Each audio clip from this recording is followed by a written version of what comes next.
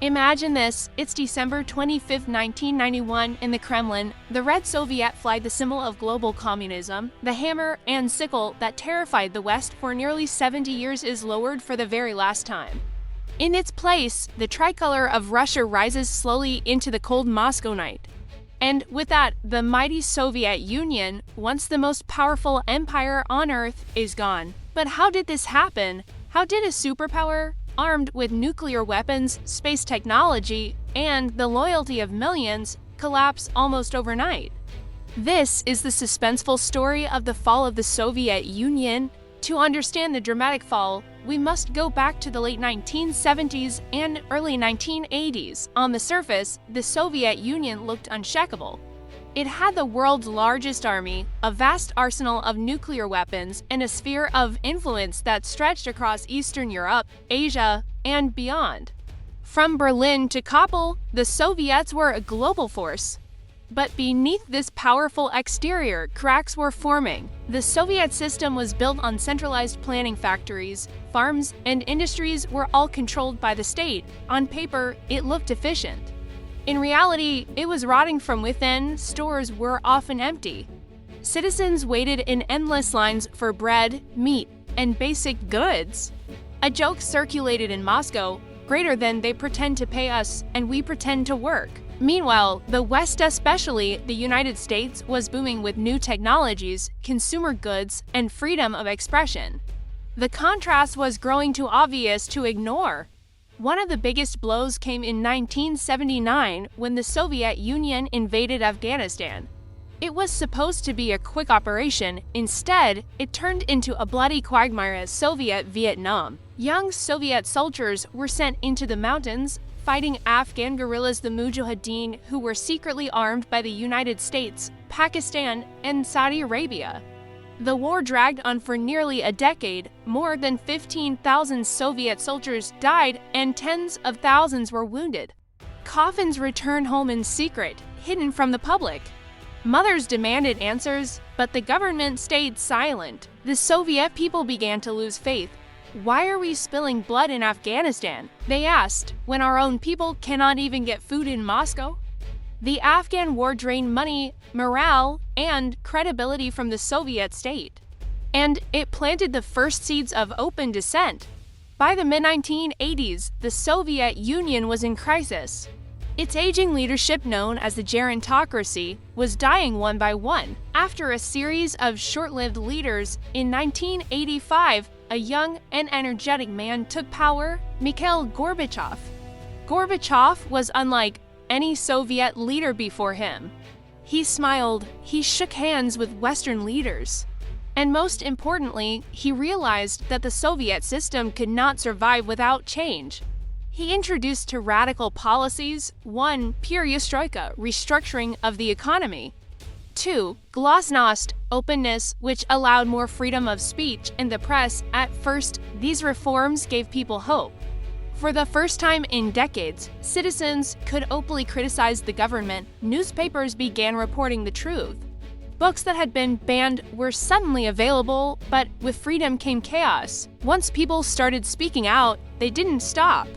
In April 1986, a catastrophic nuclear accident struck the Soviet Union. The Chernobyl disaster in Ukraine was a nightmare. A reactor exploded, releasing radioactive material across Europe. At first, Soviet officials tried to cover it up, but radiation cannot be hidden. People began to panic as reports spread of entire towns being evacuated. For the Soviet people, Chernobyl became a symbol of government lies. Glasnost exposed the truth: the negligence, the corruption, the incompetence. Citizens realized their leaders had been lying for decades, not just about Chernobyl, but about everything. Chernobyl shattered trust in the state, and it fueled the demand for change. As Gorbachev opened the door to freedom, suppressed national identities began to rise again. For decades, the Soviet Union had been held together by force. Russians, Ukrainians, Estonians, Georgians, Armenians, all forced to serve under one flag. But now, with Glasnost, these groups began to ask, why should we remain under Moscow's rule? In the Baltic states, Lithuania, Latvia, and Estonia mass protests erupted. Millions of people formed human chains across cities, demanding independence. In Georgia and Armenia, ethnic tensions flared. In Ukraine, people began openly calling for sovereignty. The Soviet Union was starting to tear apart from within. By the late 1980s, Gorbachev's reforms had backfired. Perestroika had unleashed economic chaos. State-owned factories couldn't adapt to competition, shortages got worse, not better. On the streets of Moscow, people stood in line for hours just to buy bread or sugar. Meanwhile, on television, they could see how much better life was in the West. The contrast was unbearable. The dream of communism was crumbling. As the Soviet Union weakened internally, pressure from the outside world grew stronger. U.S. President Ronald Reagan had launched a massive arms buildup.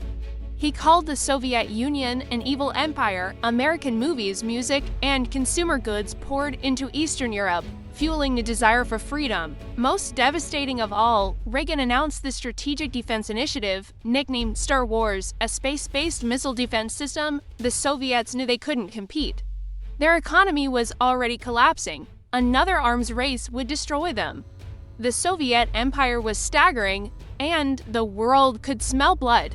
By the late 1980s, the winds of change sweeping through the Soviet Union were impossible to contain.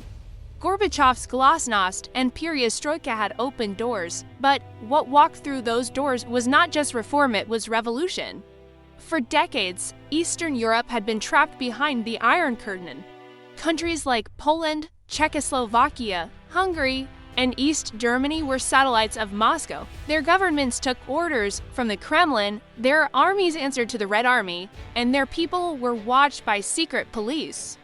But now, with glasnost inspiring whispers of freedom, people across Eastern Europe began to ask if the Soviet Union can change. Why can't we, in Poland, a labor movement called Solidarity, led by Lech Walesa, gain massive support? In 1989, after years of strikes and protests, Solidarity forced the communist government to hold elections and won. For the first time in decades, Poland was free. The chain reaction was unstoppable. If there was one moment that symbolized the collapse of Soviet power, it was the night of November 9, 1989. In East Berlin, for years, citizens had lived behind a concrete wall topped with barbed wire, machine guns, and guard towers. The Berlin Wall. It was the most visible scar of the Cold War, dividing families, friends, and an entire nation. But on that night, everything changed. Confused orders from East German officials led to a sudden announcement that people were allowed to cross the border. Within hours, thousands flooded the checkpoints. Guards, overwhelmed and unsure what to do, simply stepped aside.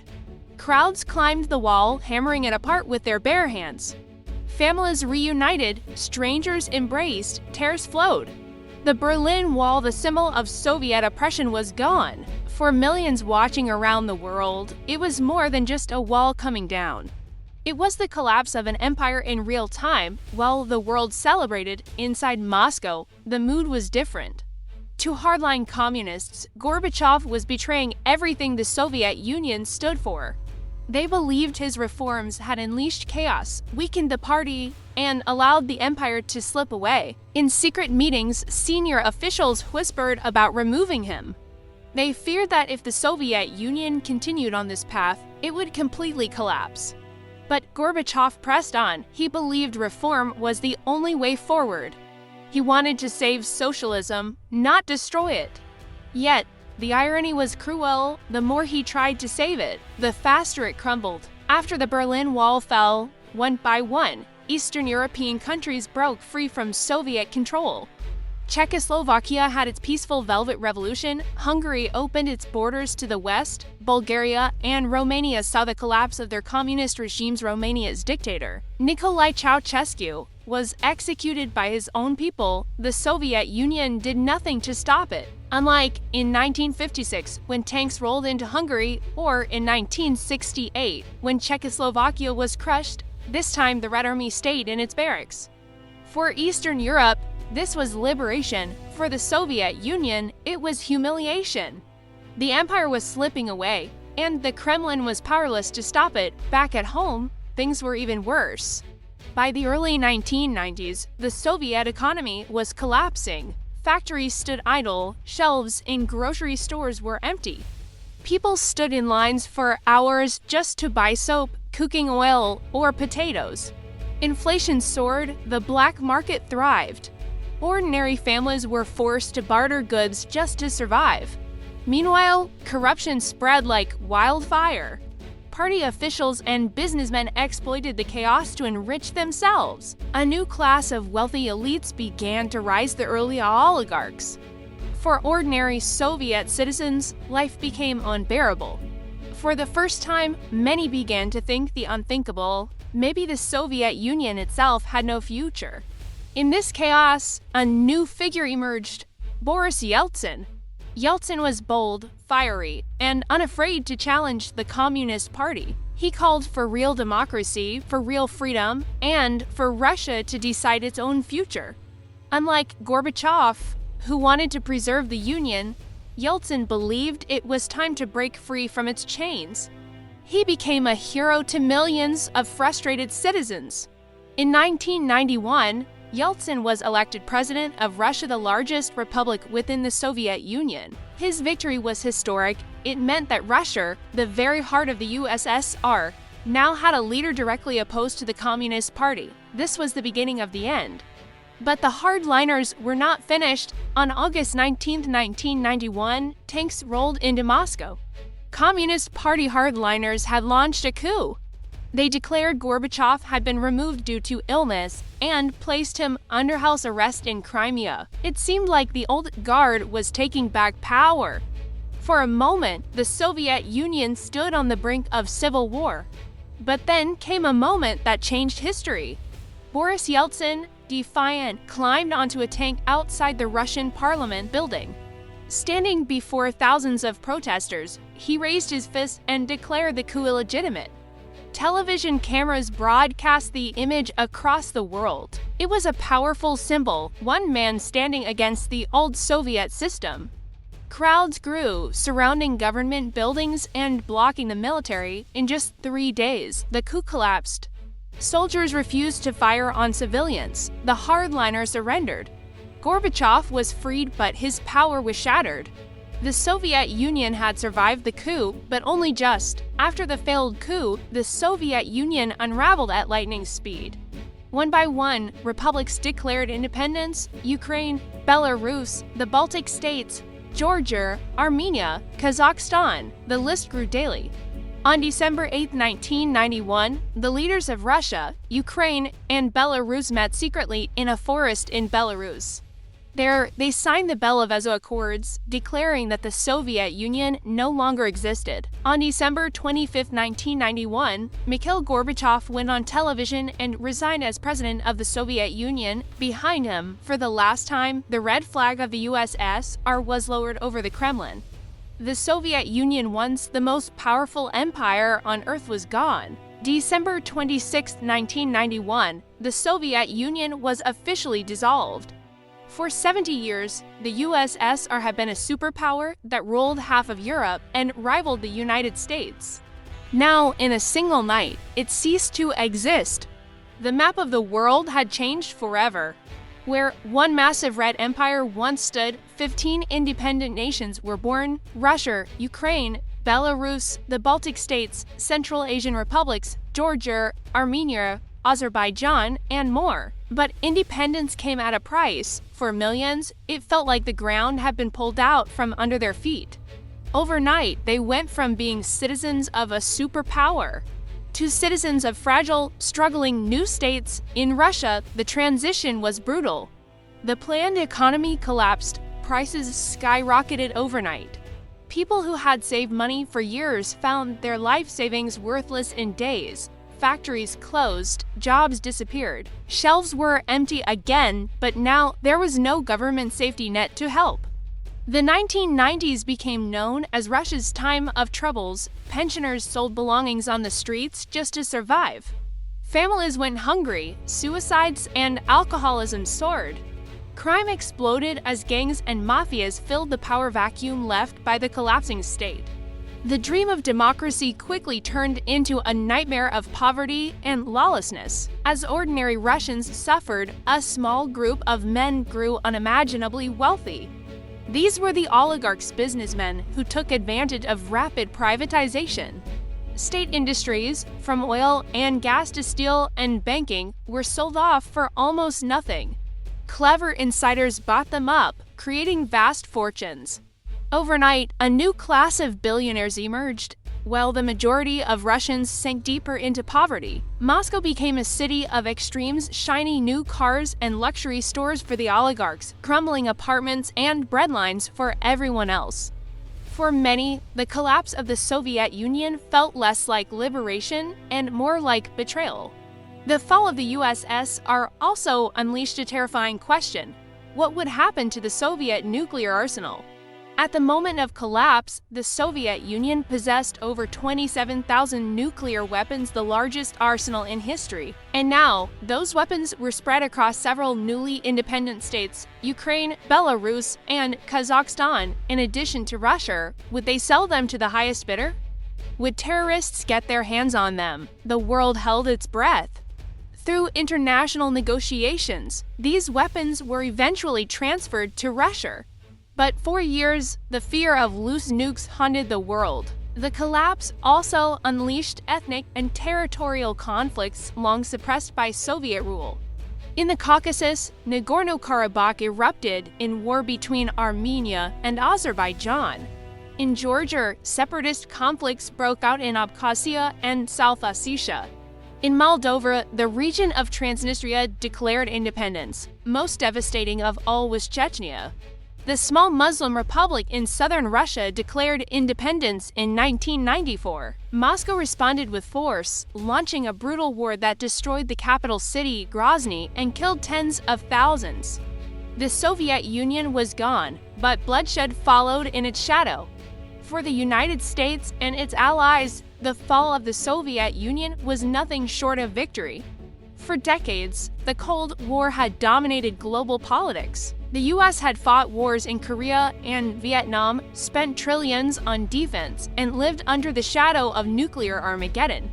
And now, the enemy was gone, American leaders declared a unipolar world, democracy, and capitalism, they said, had triumphed.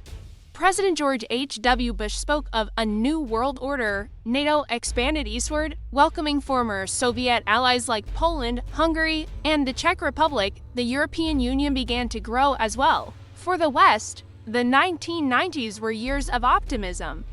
For Russia, they were years of humiliation. But beyond geopolitics, the human stories tell the real tragedy of the Soviet collapse.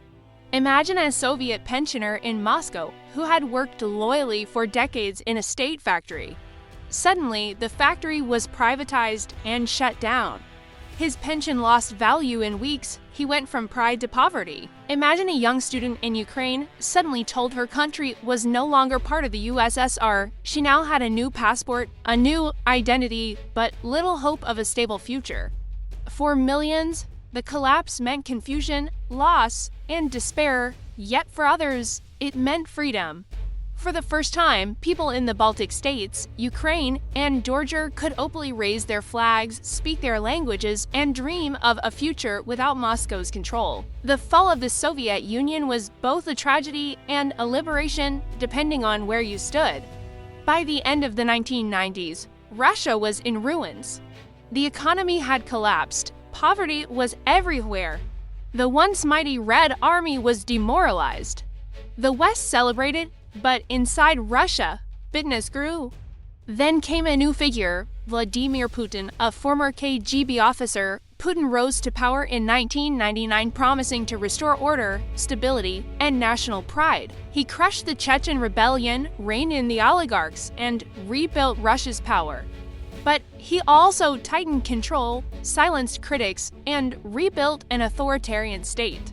For many Russians, after a decade of chaos, this was a price worth paying.